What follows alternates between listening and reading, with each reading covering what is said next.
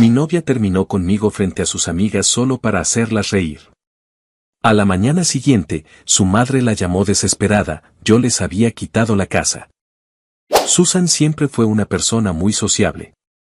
Le gustaba llamar la atención, hacer bromas, ser el centro de la conversación. Al inicio me parecía algo atractivo.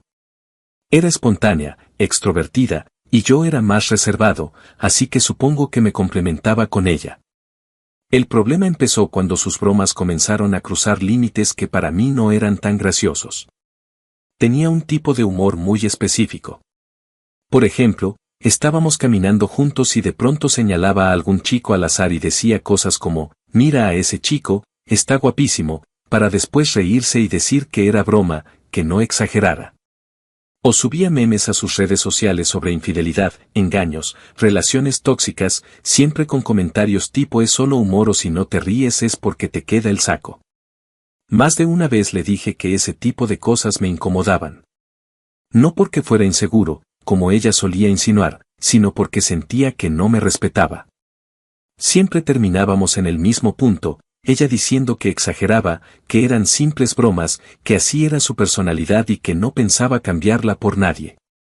La noche de la que hablo fue una fiesta en casa de una de sus amigas. Era una reunión pequeña, nada formal. Estaban algunos conocidos, música, alcohol, risas. Yo no tenía muchas ganas de ir, pero Susan insistió. Dijo que sería bueno que conviviera más con su círculo cercano. Ahí estaban Emily, Lillian y Connie, sus 3 amigas más cercanas. Nunca tuve una buena relación con ellas. No eran groseras de forma directa, pero siempre tenían comentarios pasivo-agresivos, miradas cómplices, risas que parecían tener un doble sentido. Eran muy de seguirle el juego a Susan, especialmente cuando se trataba de bromas incómodas. Desde que llegamos, el ambiente se sentía raro. No era solo cosa mía. Las bromas comenzaron casi de inmediato. Comentarios sobre infidelidades ajenas, chistes sobre novios intensos, historias exageradas de relaciones pasadas donde el hombre siempre quedaba como el problema. Susan estaba especialmente animada. Tomaba, reía, hablaba más fuerte de lo normal. Cada comentario suyo era celebrado por Emily, Lillian y Connie como si fuera una actuación. Yo intentaba mantenerme al margen, pero era difícil no sentirse aludido cuando varias bromas parecían ir dirigidas directamente a mí. En un momento, Susan contó una historia inventada sobre una amiga que había terminado con su novio porque no la dejaba brillar. Mientras hablaba, me miró varias veces. Sus amigas se reían, asentían, agregaban comentarios. Yo sentí esa presión en el pecho que aparece cuando sabes que algo no está bien, pero decides aguantarlo para no armar un problema. Hasta que me cansé. Le dije en voz baja que parara. Que ya era suficiente. Que no me parecía gracioso. Ella me miró como si le hubiera dicho algo absurdo. Se rió y me dijo que me relajara, que estaba matando el ambiente. Después noté algo que terminó de incomodarme, comenzó a susurrar cosas con sus amigas. Se inclinaban unas hacia otras, me miraban y volvían a reír. No podía escuchar lo que decían, pero no hacía falta. Era evidente que yo era parte del chiste. Le pregunté qué pasaba. Ahí fue cuando cambió completamente su actitud. Susan se puso seria de golpe, como si estuviera ensayando algo. Me dijo, ya sin bajar la voz, que yo siempre trataba de apagarle el brillo. Que nunca soportaba verla ser ella misma. Que no tenía la culpa de brillar tanto ni de ser random con sus bromas. La palabra random me sonó ridícula en ese momento, pero no dije nada. Solo la miré. Entonces se levantó de su asiento. Todos comenzaron a poner atención. El ruido de fondo bajó un poco, como si algo importante estuviera a punto de pasar. Me miró desde arriba y dijo: ¿Sabes qué, Eddie? Eres un llorón. Mejor terminamos. No reaccioné. No porque no me doliera, sino porque estaba demasiado cansado para hacerlo. Pensé que era otra broma de mal gusto. Otra escena. Ella frunció el ceño al ver que no decía nada. ¿Que terminamos, Eddie?, repitió, más fuerte. Emily, Lillian y Connie comenzaron a reírse. Risas abiertas, sin disimulo. Algunas personas alrededor también rieron, creyendo que era parte del show. Yo me levanté sin decir una sola palabra. Tomé mi chaqueta. Nadie me detuvo. Susan parecía sorprendida, pero no lo suficiente como para dejar de sonreír. Mientras caminaba hacia la salida, escuché su voz detrás de mí. Es broma, nenita. Vuelve acá. Las amigas estallaron en carcajadas, como si fuera el remate perfecto. No me giré. No respondí. Seguí caminando.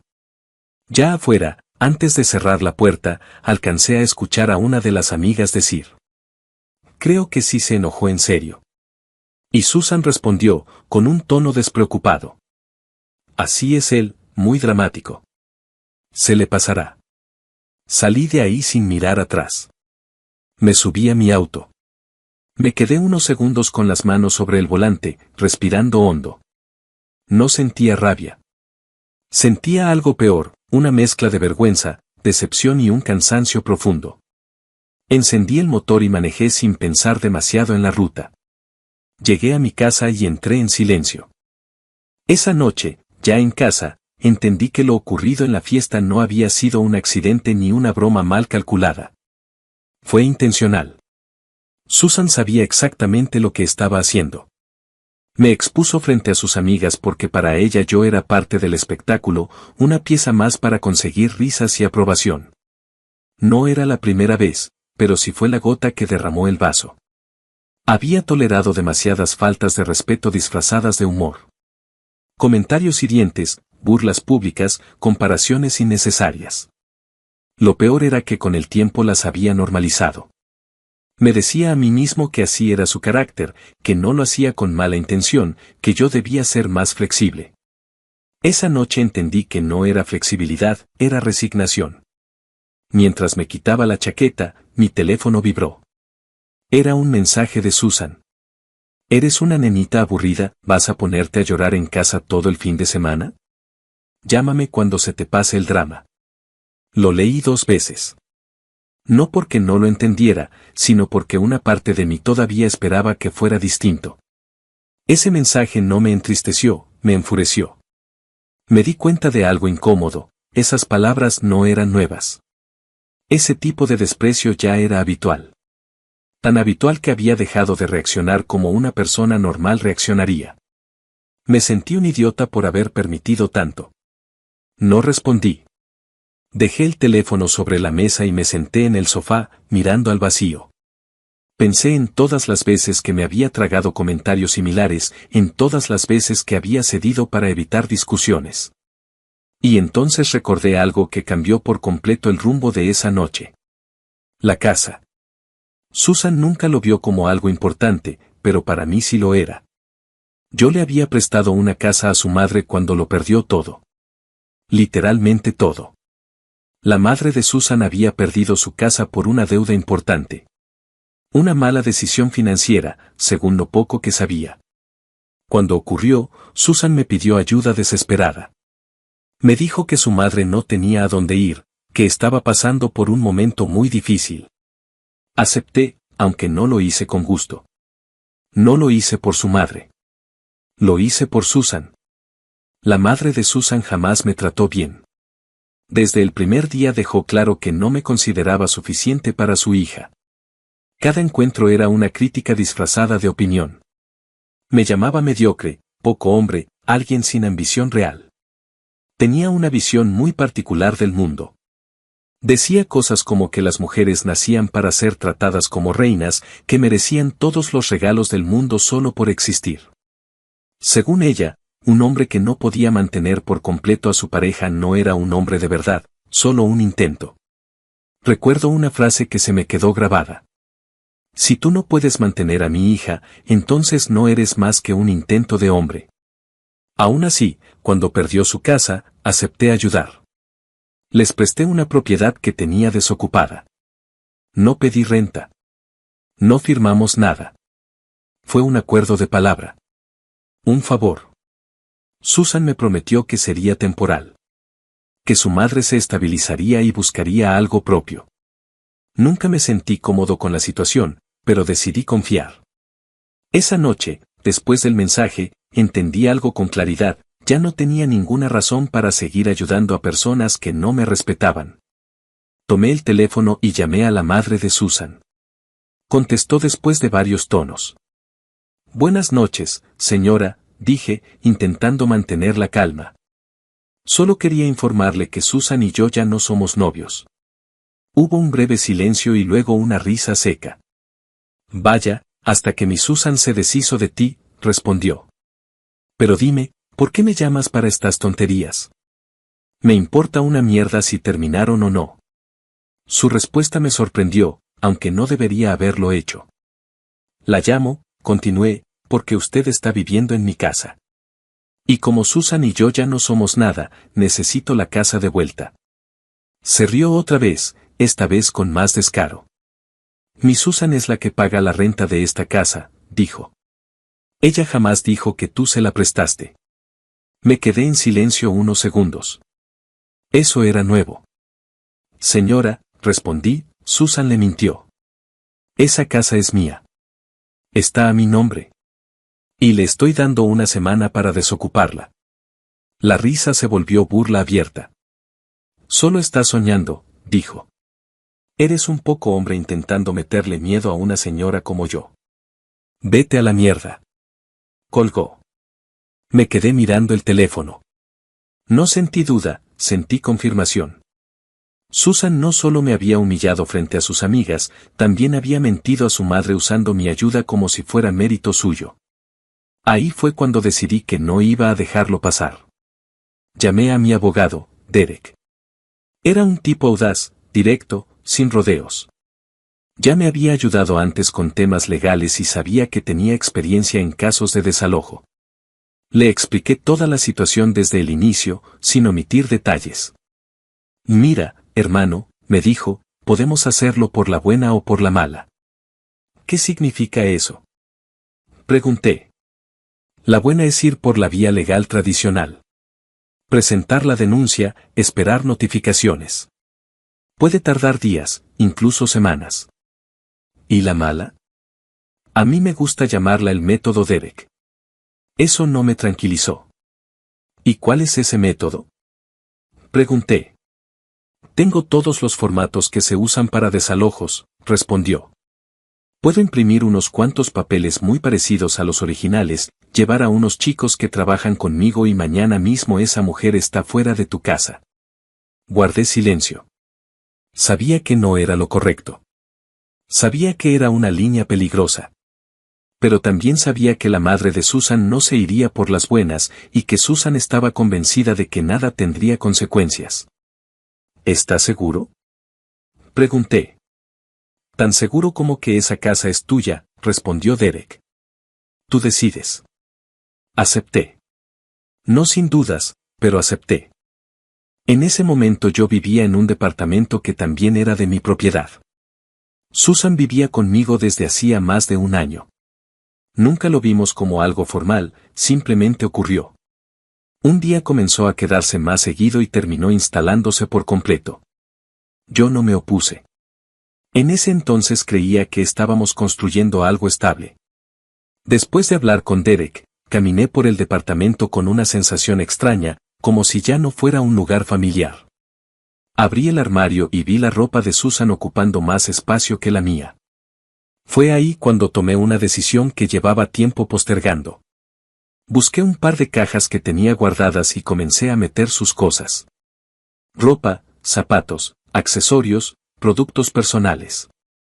No lo hice con rabia descontrolada, sino con una frialdad que incluso me sorprendió. Cada prenda que doblaba era un recordatorio de cuántas cosas había pasado por alto. Cuando terminé con lo esencial, dejé las cajas junto a la puerta.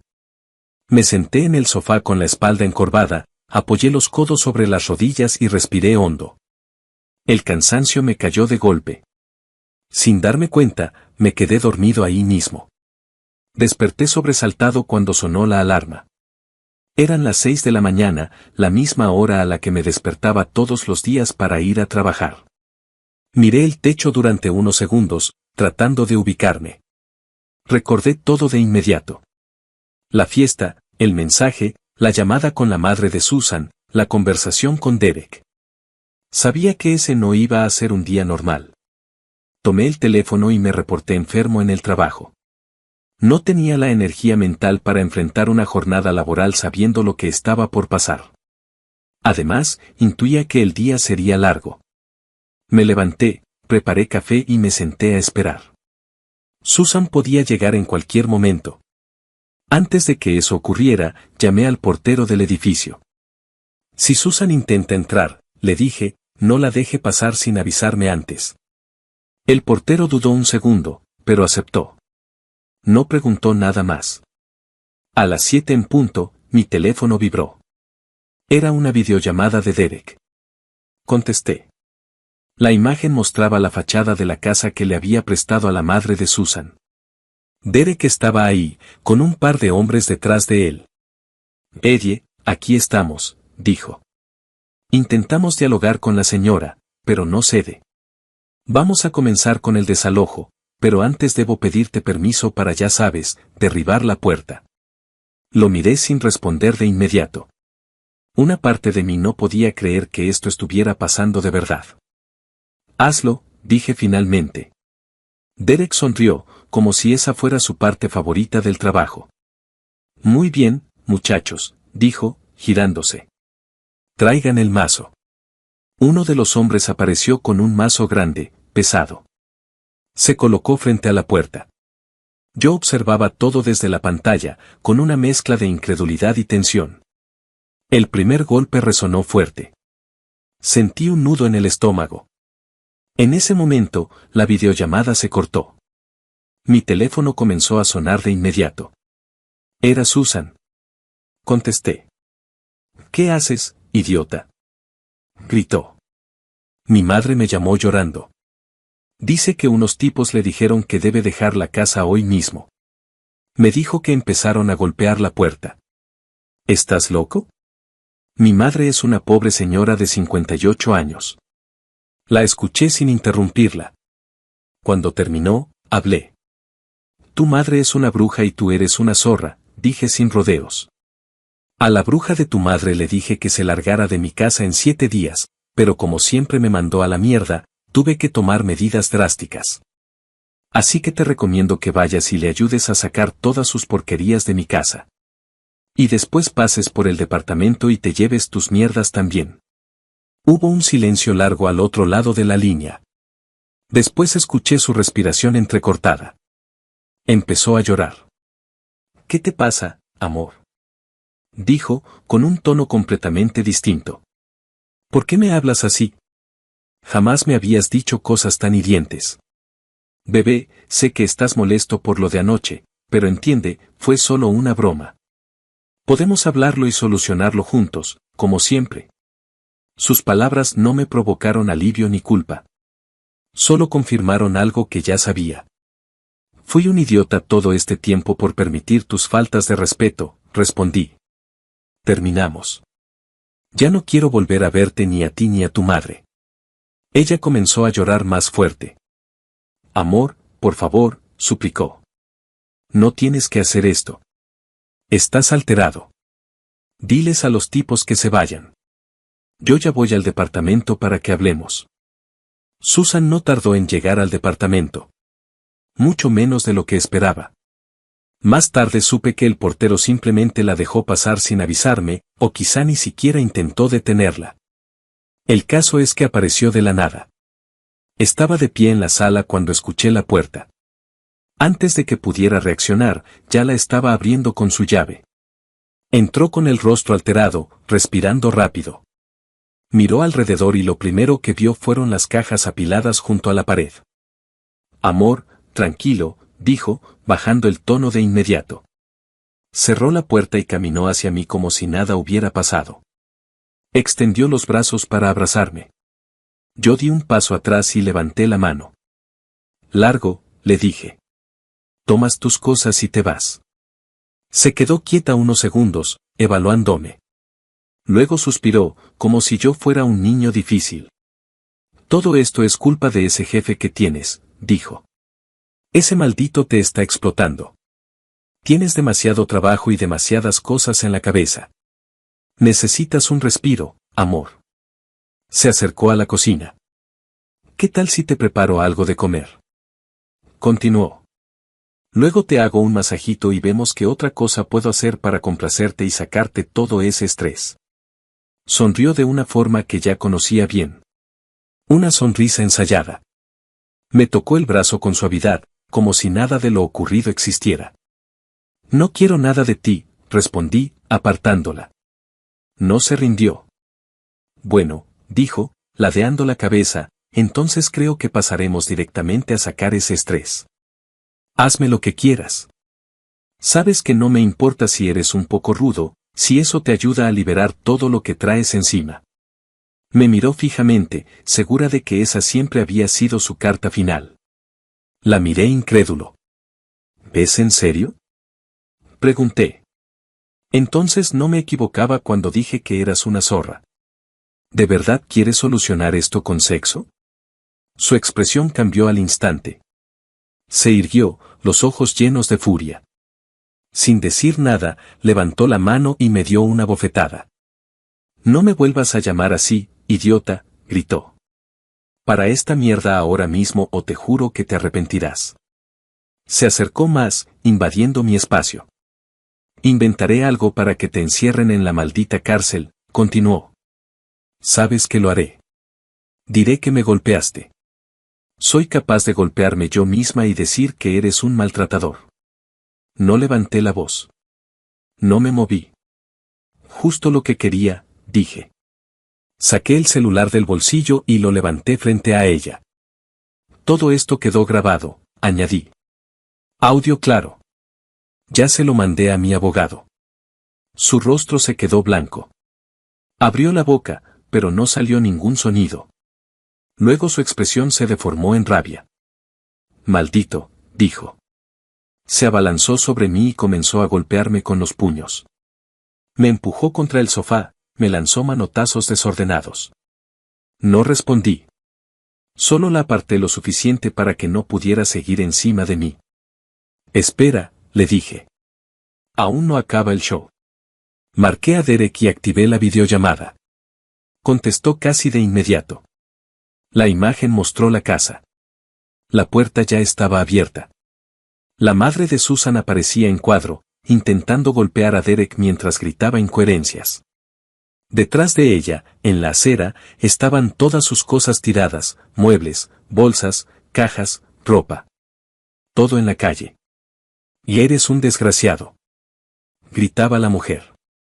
No tienes derecho. Susan se quedó paralizada al ver la pantalla. Luego gritó.